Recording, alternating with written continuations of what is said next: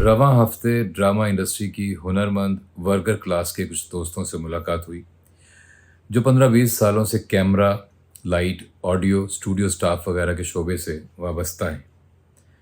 मैं drama production और अदाकारी कम कम ही कर रहा हूँ, ज़्यादातर तो टीवी कमर्शियल प्रोड्यूस और डायरेक्ट कर रहा हूँ।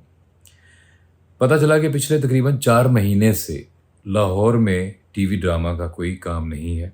इन हुनरमंद अफराद में से कोई रेहड़ी लगा रहा है, कोई चाय का खोखा चला रहा है।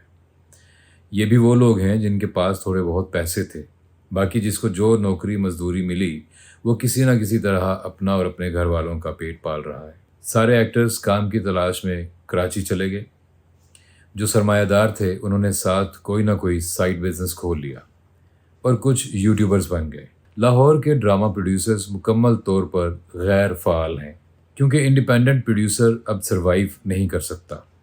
सरमायादारों ने ज़्यादा पैसे कमाने के लिए बिजनेस मॉडल ही चेंज कर दिया है।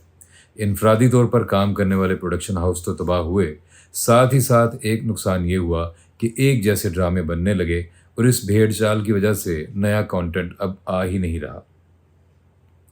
लाहौर में काम करने वाले ड्रामा डायरेक्टर्स भी बुरी तरह हाँप रहे हैं। कराची जाकर नए सिरे से पहचान बनाने की कोशिश नफसियाती तौर पर एक बददिल कर देने वाली सही है। इनकी एक खासी तादाद मुल्क ही छोड़ गई है। आजकल जिस किसी से भी मिलूं तो सलाम दुआ के साथ ही मैंने एक नया सवाल भी शामिल कर लिया है कि कहाँ की इमिग्रेशन अप्लाई की है आपने। अभी तक ये जवाब नहीं मिला कि किसी भी मुल्क की नहीं की। कोई इमिग्रेशन अप्लाई कर चुका है तो कोई कर रहा है और सभी इसकी इन्फॉर्मेशन ले रहे हैं।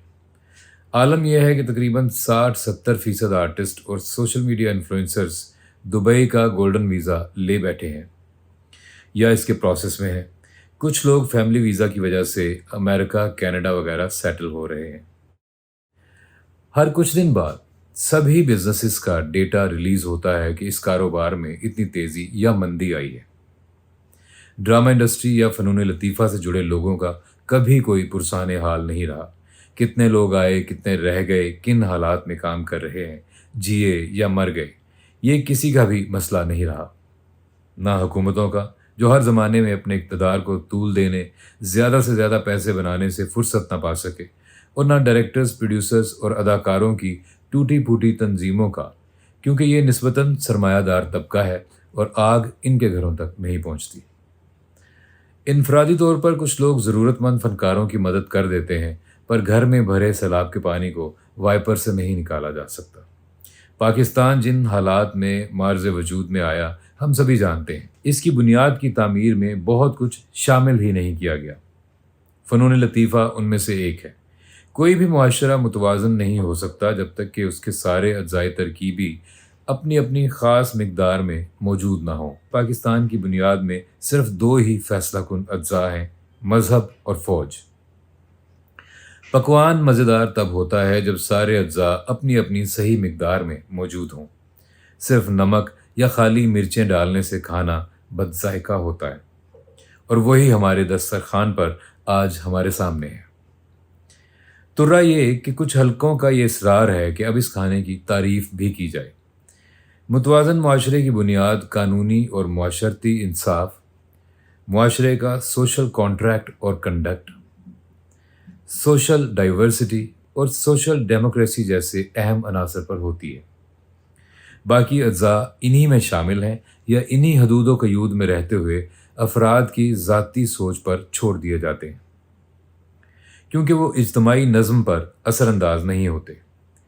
पाकिस्तान की बुनियाद रखते वक्त ऐसा कुछ नहीं सोचा गया। कुछ लोगों ने अपनी नाकस और महदूद सोच की वजह से इस घर की छत बहुत नीची रखी। अपनी ज़ाती पसंद और नापसंद को सामने रखते हुए जिन शोबों को मुआशरे की बुनियाद में एक नाली के रोड़े से ज़्यादा अहमियत नहीं दी, फ़नून लतीफ़ा उनमें से एक है। नतीजतन फ़नकार जो फ़नून लतीफ़ा के किसी भी शोबे से ताल्लुक़ रखता हो, पाकिस्तान में रहते हुए एक ख़ास लेवल से बड़ा नहीं हो सकता।